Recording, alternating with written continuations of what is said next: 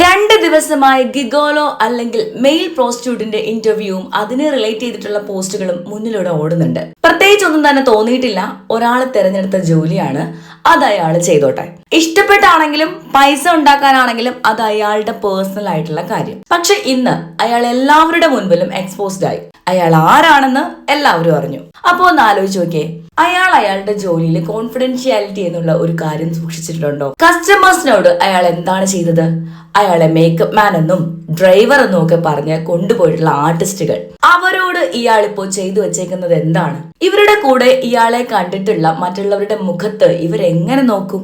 എന്ത് ജോലിയാണെങ്കിലും professional ethics എന്നത് ഉണ്ടല്ലോ. പ്രൊഫഷണൽ എത്തിക്സ് ഒഴിവാക്കാനാവാത്തത് തന്നെയാണ്. പക്ഷെ ഒരു കാര്യത്തിൽ വ്യക്തത വേണം, കോൺഫിഡൻഷ്യാലിറ്റി.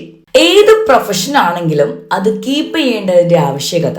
ഡോക്ടർക്ക് പേഷ്യന്റ് കോൺഫിഡൻഷ്യാലിറ്റി ഉണ്ട്, ലോയറിന് ക്ലയന്റ് കോൺഫിഡൻഷ്യാലിറ്റി ഉണ്ട്, ജേർണലിസ്റ്റിന് സോഴ്സ് പ്രൊട്ടക്ഷൻ ഉണ്ട്.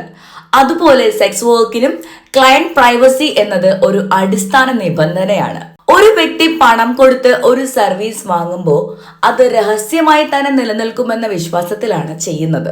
അയാളുടെ ഇന്റർവ്യൂ വന്നതോടെ ഇയാളെ പ്രൈവറ്റായി ഹയർ ചെയ്തവരുടെ പ്രൈവസി ഓട്ടോമാറ്റിക്കലി റിസ്കിലേക്ക് പോയിരിക്കുകയാണ്. അയാളെ വേറെ ഒരു പേരിൽ മേക്കപ്പ് മാൻ, ഡ്രൈവർ തുടങ്ങിയ പേരിലൊക്കെ ഇൻട്രൊഡ്യൂസ് ചെയ്തവർ ഓക്വേർഡ് സിറ്റുവേഷനിലേക്ക് തള്ളപ്പെട്ടു കഴിഞ്ഞു. പബ്ലിക് എക്സ്പോഷർ മൂലം തേർഡ് പാർട്ടി ആളുകൾക്കും ഇൻഡയറക്റ്റ് ഡാമേജ് സംഭവിക്കും. ഇവിടെ ചോദ്യം അയാളുടെ ജോലി ശരിയാണോ തെറ്റാണോ എന്നുള്ളതല്ല, ചോദ്യം പ്രൊഫഷണൽ റെസ്പോൺസിബിലിറ്റി ഉണ്ടോ എന്നുള്ളതാണ്. കോൺഫിഡൻഷ്യാലിറ്റി ഇല്ലാതെ സെക്സ് വർക്ക് ചെയ്യുന്നത് ക്ലയന്റിന്റെ ട്രസ്റ്റിനെ നശിപ്പിക്കുന്ന ഒരു കാര്യമാണ്.